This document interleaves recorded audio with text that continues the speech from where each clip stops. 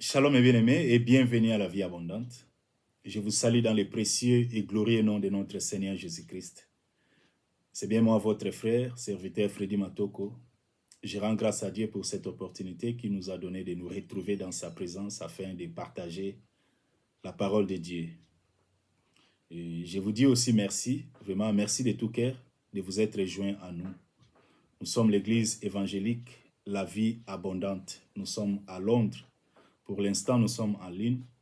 Chaque mercredi à partir de 19h et le dimanche aussi à partir de 19h.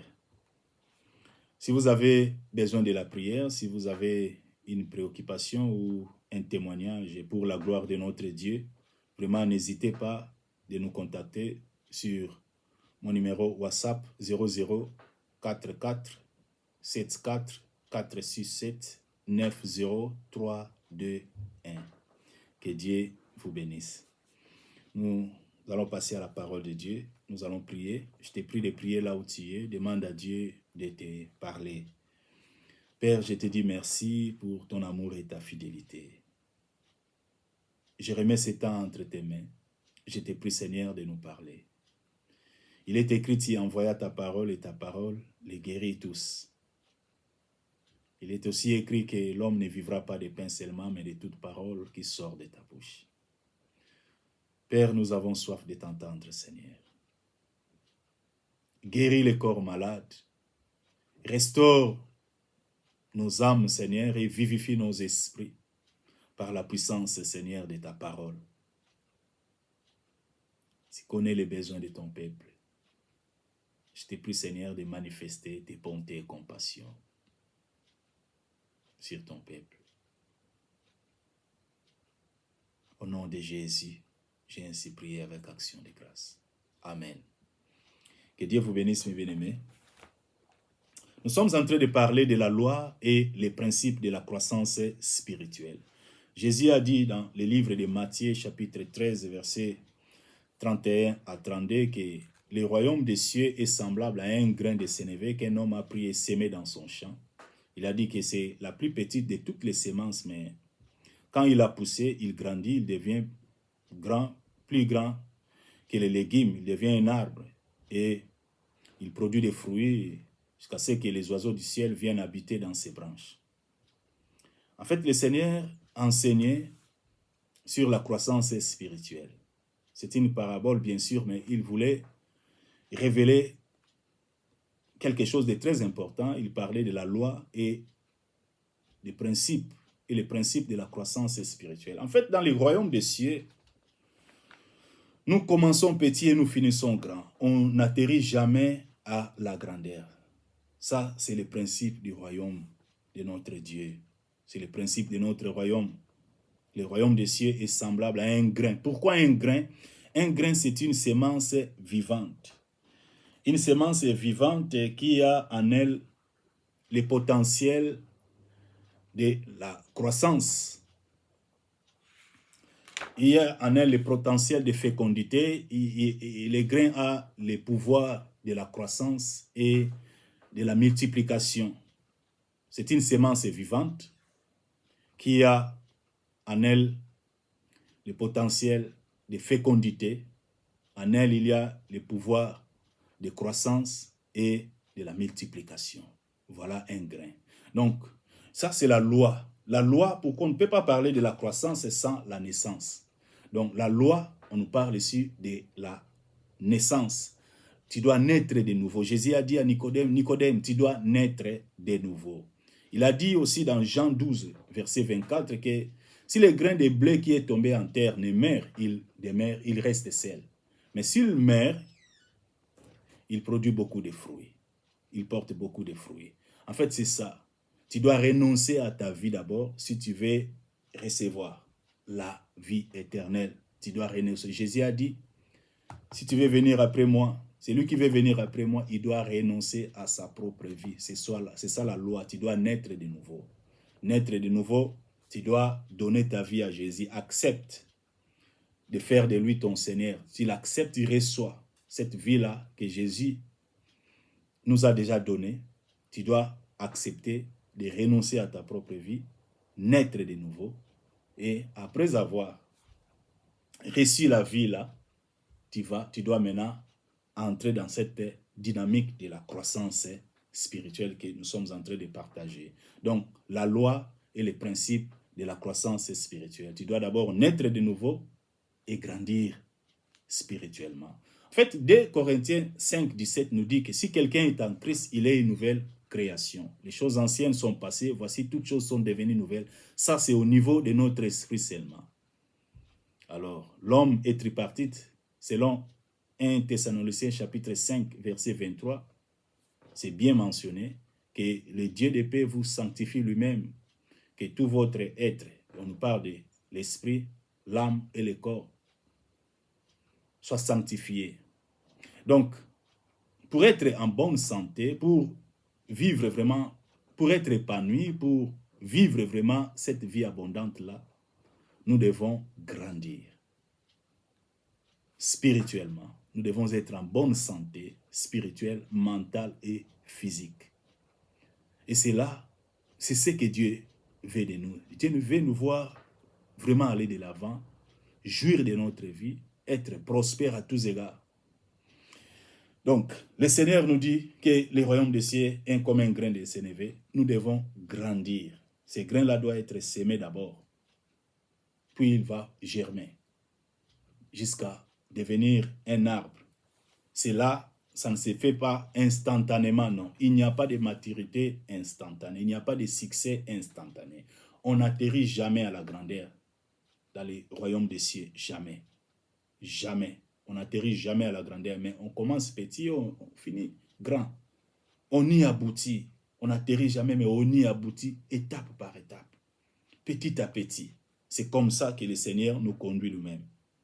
Et dans ces processus-là de la croissance spirituelle, c'est le Saint-Esprit qui nous aide. Nous n'allons pas le faire seul. Nous n'allons pas débrouiller seul. Non, nous n'avons pas besoin de débrouiller, non. Il est là, le Paraclétos est là, le Saint-Esprit est là pour nous aider à vivre, à marcher, à vivre la nouveauté de vie. C'est lui qui nous aide, c'est lui qui nous donne la force, la capacité là de marcher de gloire en gloire, de victoire en victoire. C'est lui qui est venu pour nous aider, pour nous transformer en fait. Selon Philippiens 1,6, la Bible nous dit que l'œuvre qu'il a commencé en nous, il la rendra parfaite. En fait, il a commencé une œuvre en nous et il la poursuivra jusqu'à son achèvement ou son accomplissement. Il est venu nous aider à vivre en nouveauté de vie. En fait, ce qui se passe, c'est que notre esprit est régénéré, mais qu'en est-il de notre âme, de notre corps? C'est ce que nous sommes en train de parler. Pour l'esprit, l'esprit est sanctifié. L'esprit est purifié, l'esprit est régénéré. L'esprit qui était mort, Dieu l'a ramené à la vie par la puissance du Saint-Esprit à cause de l'œuvre de la croix, de ce que Jésus a fait pour nous. Donc, tout est OK au niveau de l'esprit. Mais le travail maintenant, c'est au niveau de notre âme. Voilà pourquoi aujourd'hui nous allons parler de l'âme, parce que nous avons déjà assez parlé de l'esprit. Si vous me suivez pour la première fois, vraiment, je vous exhorte, je vous conseillerais vraiment d'aller suivre nos vidéos précédentes où nous avons vraiment parlé de l'esprit. On a expliqué c'est quoi la vie abondante, comment y accéder, comment prendre possession de la vie abondante. Nous sommes en train d'avancer. Et on a expliqué que l'homme est tripartite. On a expliqué c'est quoi l'esprit. On a tout expliqué. Vraiment, je vous exhorte vraiment à suivre nos vidéos précédentes. Cela va vous aider à vous situer vraiment ce que nous sommes en train de parler. Et aujourd'hui, nous allons lire la parole de Dieu dans le livre de Romains, chapitre 12, versets 1 à 2.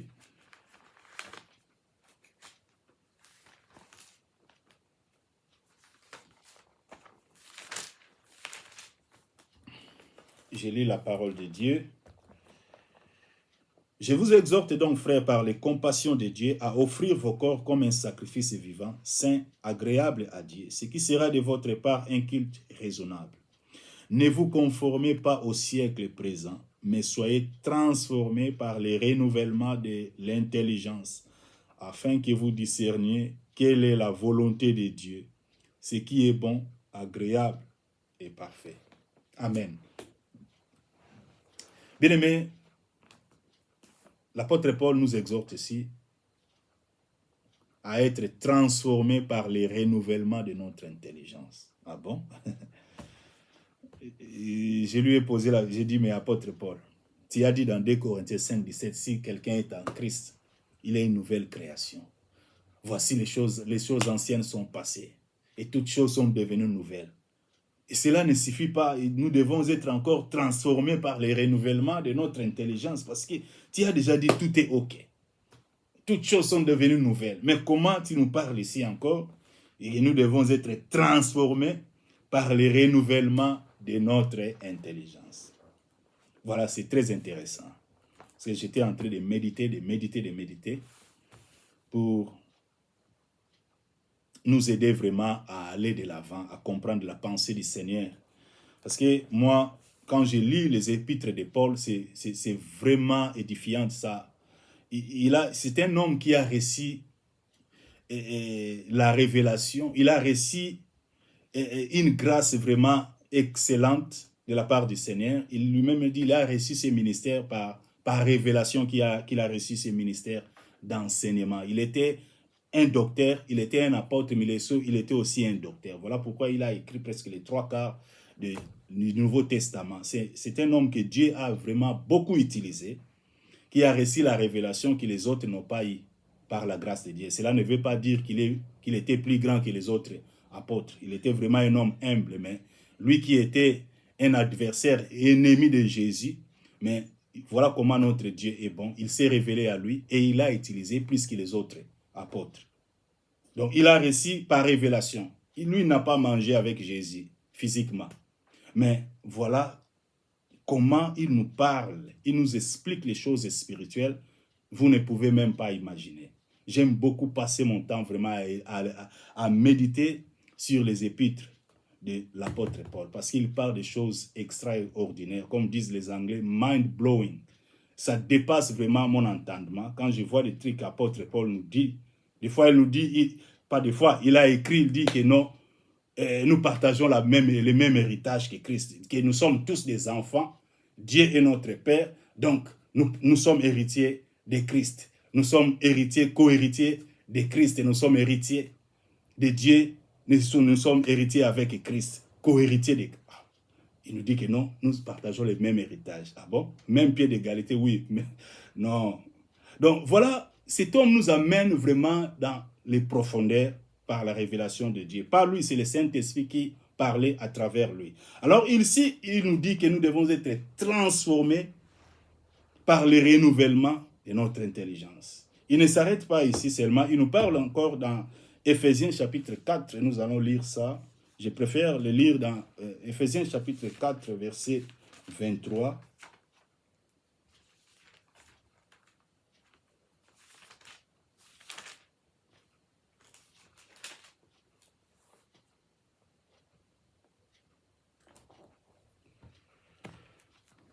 Éphésiens chapitre 4, verset 22 à 23. Par rapport à votre vie passée. Oh, ok, je commence par le verset 21. Si du moins vous l'avez entendu, et si conformément à la vérité qui est en Jésus, c'est en lui que vous avez été instruits à vous dépouiller par rapport à votre vie passée du vieil homme qui se corrompt par les convoitises trompeuses. Verset 23, à être renouvelé dans l'esprit de votre intelligence. Je vais lire ça maintenant dans la version amplifiée.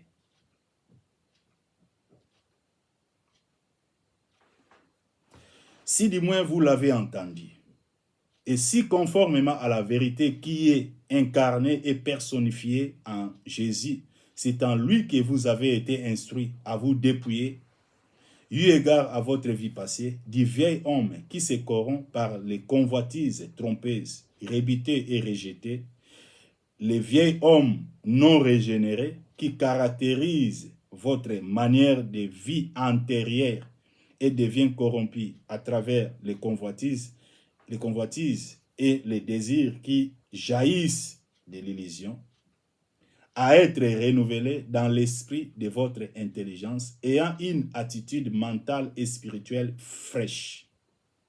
Voilà. Dans la Bible en anglais amplifié, on nous parle même d'être constamment renouvelé. Constamment renouvelé. À cause du temps, on ne va pas lire ça en anglais, mais j'ai lu ça en anglais amplifié. On dit que nous devons être constamment. Donc, c'est un processus perpétuel. C'est quelque chose qui ne se fait pas. Ce n'est pas un acte ponctuel, un événement ponctuel. Le renouvellement d'intelligence, c'est un processus de toute la vie. Donc, la dynamique de croissance, c'est un engagement de toute la vie, un processus perpétuel. Nous devons vraiment nous engager. Nous devons vraiment nous appliquer. Donc, si tu veux grandir spirituellement, tu as une décision à prendre. Tu dois prendre vraiment la décision. Tu dois manifester ces désirs, cette soif-là insatiable de grandir spirituellement. Ça ne se fait pas avec la prière de 2 minutes, 5 minutes, non. C'est un engagement. Tu dois manifester cette soif-là insatiable, ces désirs-là de grandir, de rester attaché. C'est une vie de dévotion en fait. Tu dois à tout moment te laisser conduire par l'Esprit de Dieu, t'humilier, te soumettre à lui et lui laisser vraiment le plein pouvoir, lui donner le plein pouvoir d'agir. Donc c'est ça en fait. Alors l'apôtre Paul nous dit que nous devons être transformés par le renouvellement de notre intelligence. On nous parle ici de l'âme. L'âme, c'est là où se trouvent les émotions, les sensations, les sentiments, les désirs. Tout ça là, c'est au niveau de notre âme. En fait, quand on parle de l'âme, on nous parle de nos 5 sens. Tout cela, c'est au niveau de l'âme. C'est l'âme qui sent, c'est l'âme qui manifeste des sentiments. L'intelligence, quand on parle d'intelligence, c'est le système de pensée. Tout ça là, c'est au niveau de notre âme. Et c'est là, bien sûr, tu as donné ta vie à Jésus.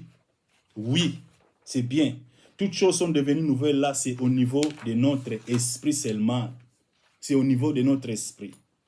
Alors, l'âme, on parle de l'intellect, volonté et émotion. Tout cela, c'est au niveau de l'âme. Alors, tout au long de notre existence, tu as peut-être 30 ans, tu as peut-être 50 ans, tu as peut-être 60 ans. Tu as grandi déjà. Depuis ta naissance dans ce monde, tu parles de ton milieu familial, culturel, social, dans lequel tu as grandi, les enseignements que tu as reçus, les livres que tu as lus, les images et les films que tu as visionnés, les traumatismes, tes fréquentations, et si la répétition régulière d'actions qui sont devenues des habitudes. Tout ça là, ne me dis pas que parce que tu as fait cette prière magique, Jésus vient dans ma vie, je te reçois comme mon Seigneur, mon Sauveur. Au nom de Jésus, j'ai prié. Amen, amen. Et tout cela a disparu et supprimé dans ton âme, non.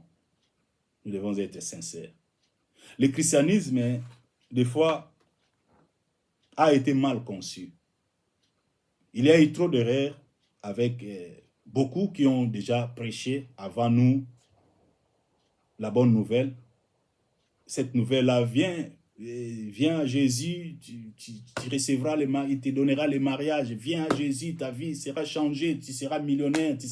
Tout ça là, on n'a pas vraiment appris aux gens ce que c'est le christianisme.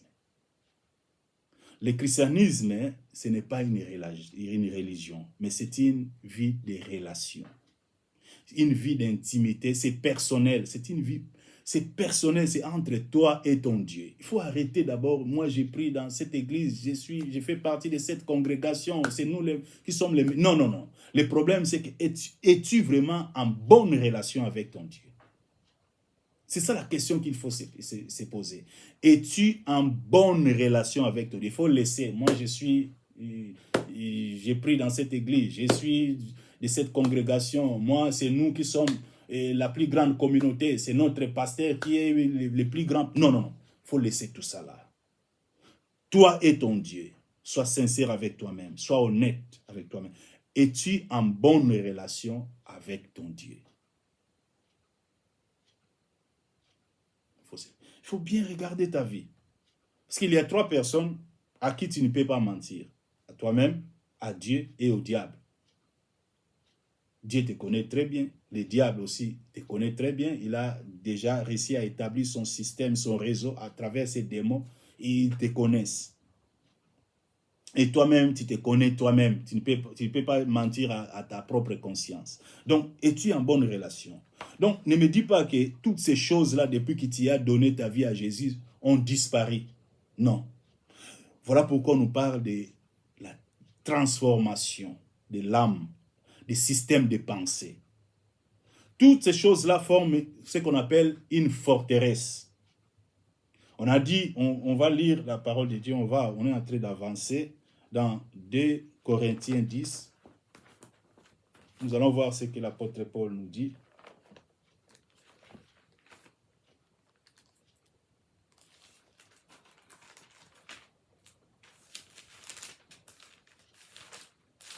Excusez-moi. 2 Corinthiens chapitre 10. Ok. 2 Corinthiens chapitre 10, verset 4. 4 à 5. Il est écrit, car les armes avec lesquelles nous combattons ne sont pas charnelles, mais elles sont puissantes par la vertu de Dieu, pour renverser des forteresses. Nous renversons les raisonnements et toute hauteur qui s'élève contre la connaissance de Dieu. Et nous amenons toute pensée captive à l'obéissance de Christ. Toute pensée captive à l'obéissance de Christ. Nous renversons des forteresses. En fait, on a dit, c'est quoi une forteresse? Une forteresse, c'est un domaine de la vie, de ta vie, où le diable a réussi à mentir, à mentir, et tu as crié à ces mensonges-là, et pour toi, ça devient une vérité, alors qu'elle ne l'est pas.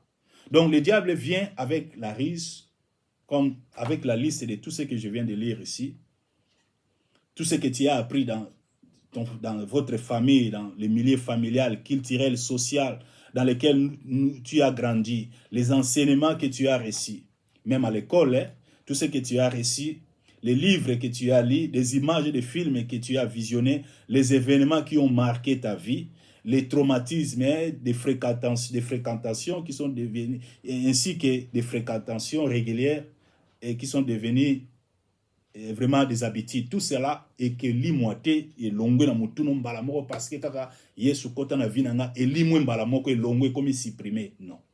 Biloko wana tellement esprit azali purifié, sanctifié, mon esprit est un menaille uni à l'esprit de Jésus. Je suis un avec lui en esprit. Il a sanctifié mon esprit. En réalité, comme c'est l'homme, c'est l'esprit. L'esprit doit exercer l'emprise sur mon âme. C'est l'esprit qui doit dominer maintenant. L'âme va lui résister. Parce que l'âme a un système où on a une forteresse. Parce que Makambo ne se constituait une forteresse en toi. Alors, on a une forteresse ébélée. Na niveau de finance, on a une forteresse. Na niveau ya Makambo etali vie ya famille ya libala, on a une forteresse. Na niveau Makambo etali vie sociale, comportement, Makambo, on a une forteresse. Alors, la forteresse est ébélée. Parce que na système où yo apprendre na monde ndenge okolaki. Makambo est que limoate mbala moko. Yango des paroles de Dieu ezoya, yango Paul alobia wa ke tozali ko renverser ba forteresse. Nous renversons yango na déjà ba raisonnement. C'est quand la parole de Dieu arrive au talibu na tanga livre boye. Na maître boye expliquer boye. Nenge to kolela na famille ba loba boye. Alors que parole de Dieu tango yé et lo qu'on a forteresse ezali comme et lo ko za ko résister. Na la bonne nouvelle. Tango yé forteresse c'est faux. Forteresse dans le sens littéral, c'est un rempart. Et ils allaient zone moko à défense où ils allaient très bien érigés pour défendre une attaque extérieure.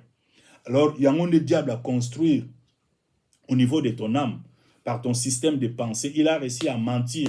Les mensonges là, quand il arrive dans ta vie, et il y a un baris, diable a zo yanango, ti okompe acceptant comme une vérité pour toi alors qu'elle ne l'est pas.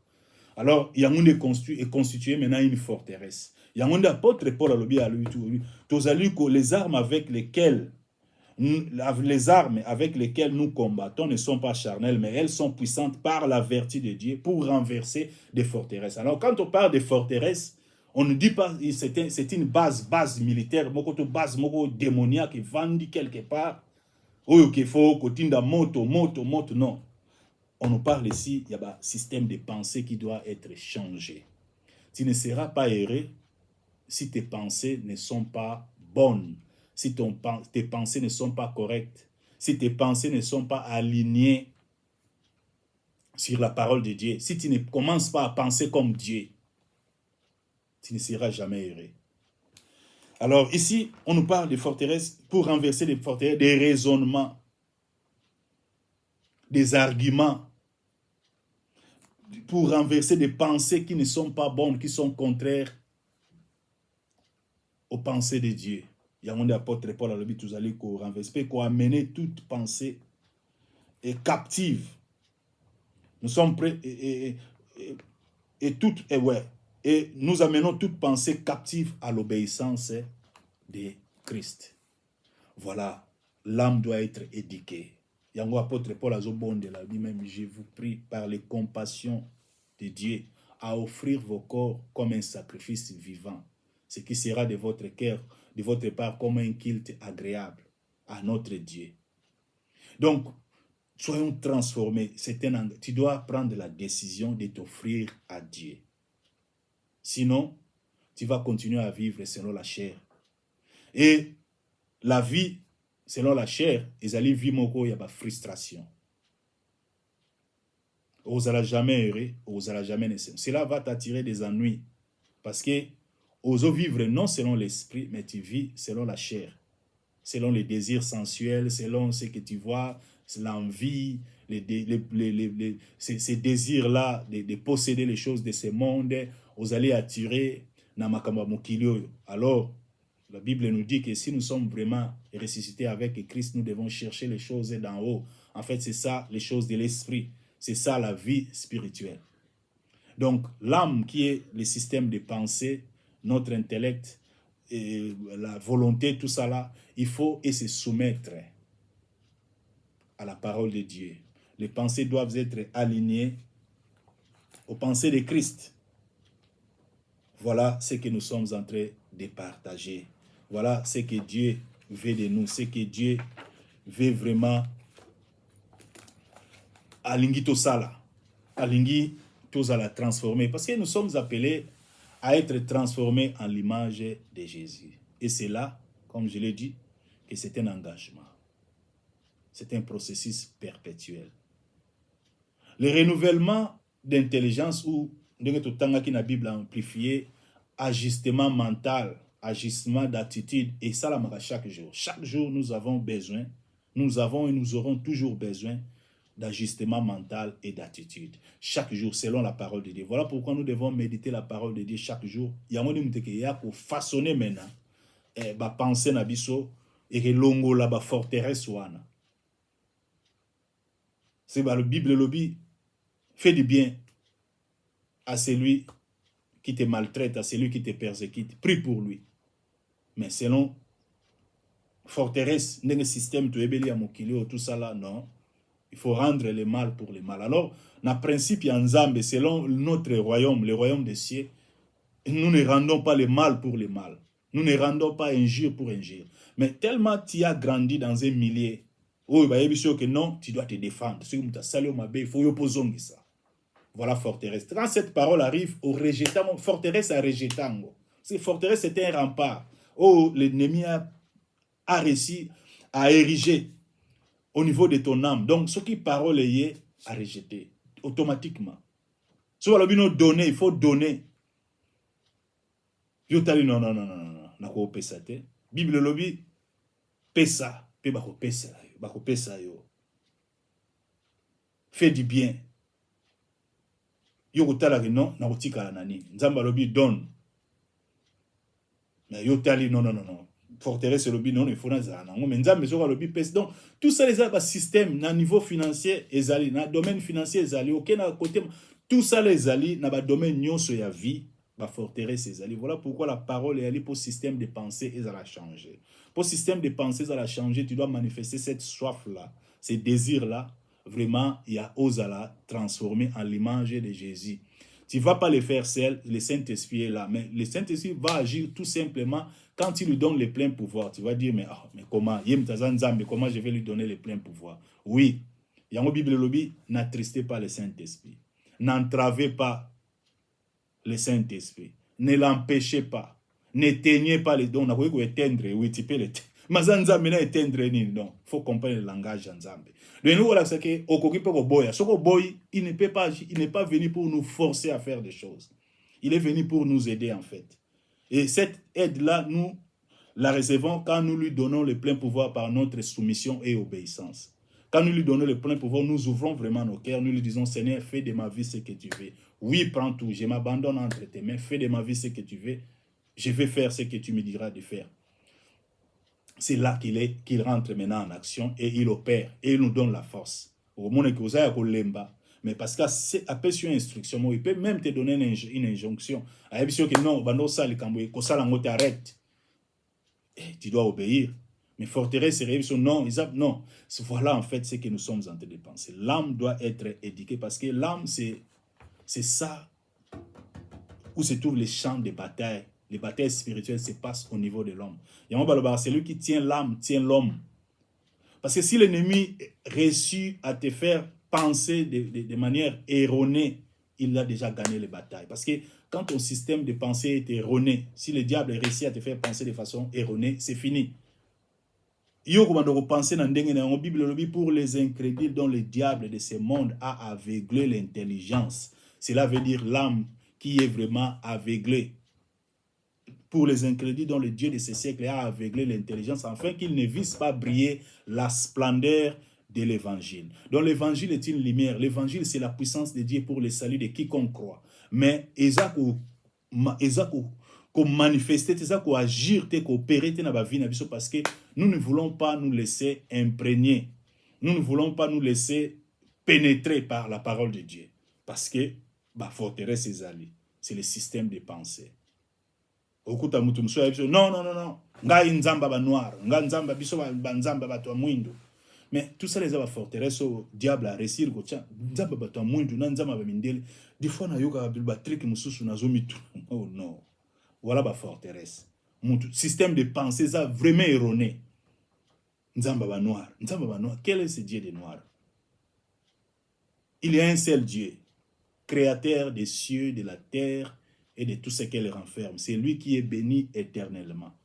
Les autres là, bazali ba idole. Il y a un seul Dieu. Nzamba mindele bazagate.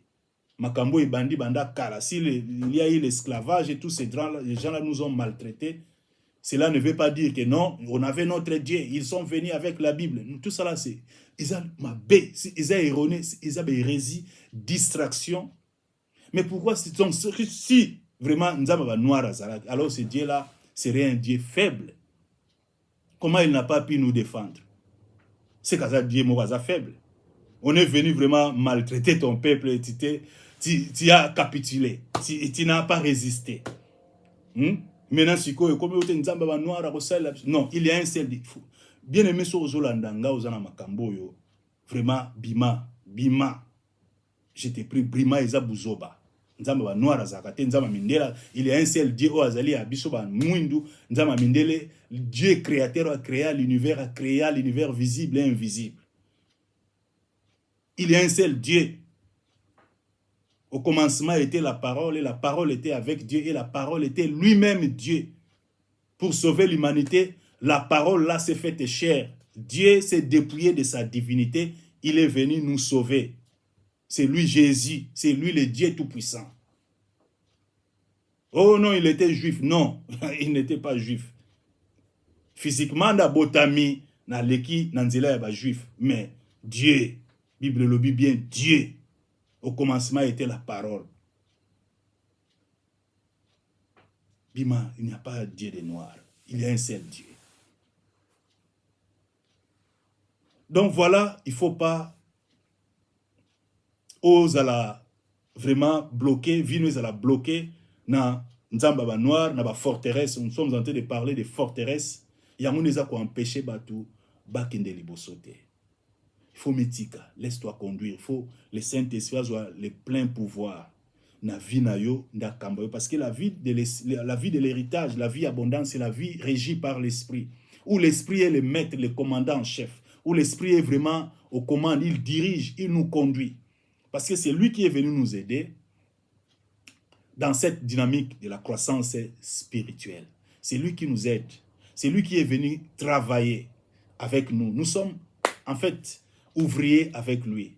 Donc, nous travaillons avec lui. Parce que beaucoup de gens pensent que la grâce veut tout simplement dire Dieu va tout faire pour moi. Dieu va tout faire. Non, Dieu a sa part de responsabilité. Nous aussi, nous avons notre part de responsabilité. Dieu nous donne toujours un rôle. Tu as un rôle à jouer. Dieu te donne des instructions au sala. Et quand tu le fais, tu es béni. Tu vois la gloire de Dieu. Voilà, mes bien-aimés, pour ne pas être tout long. Sorry, des fois, je parle, l'anglais sort. Donc,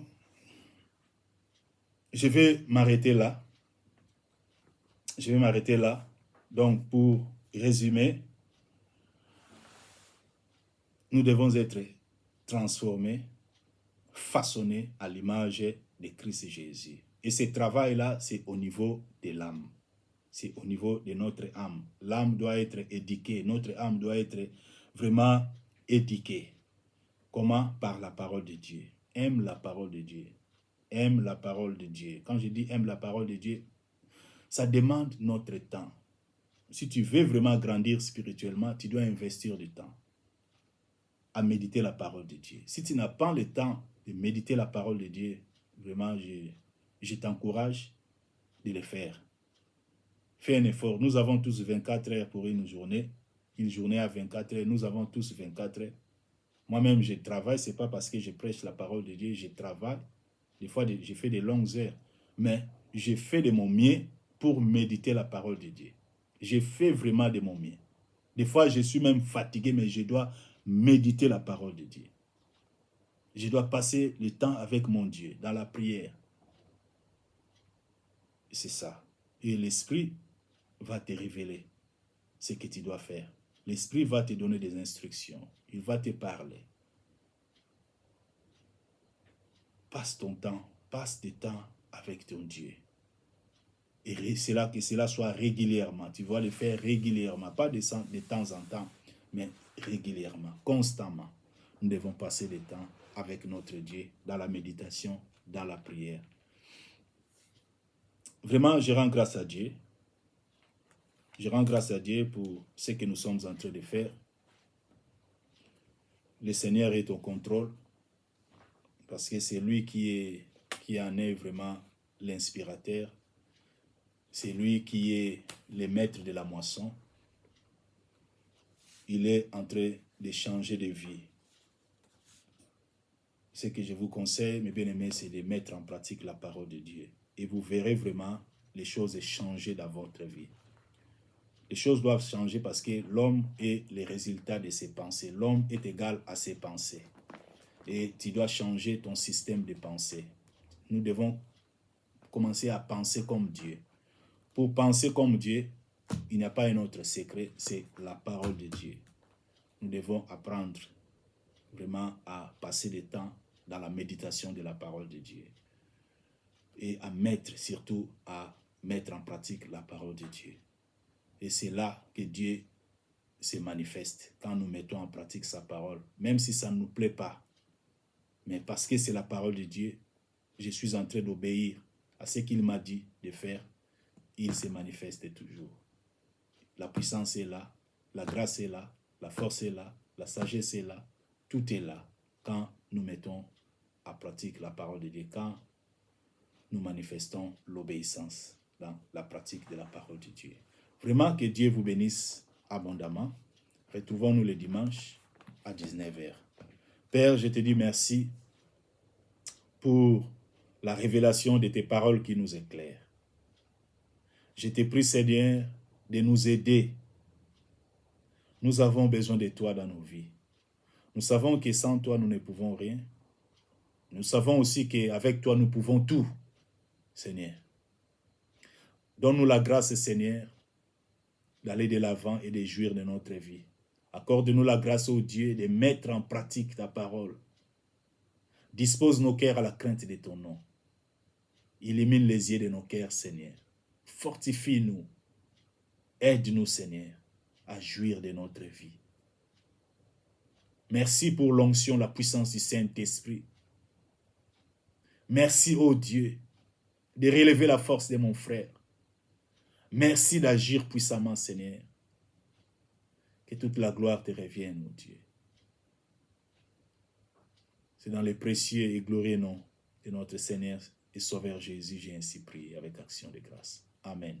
Que Dieu vous bénisse, mes bien-aimés. Merci.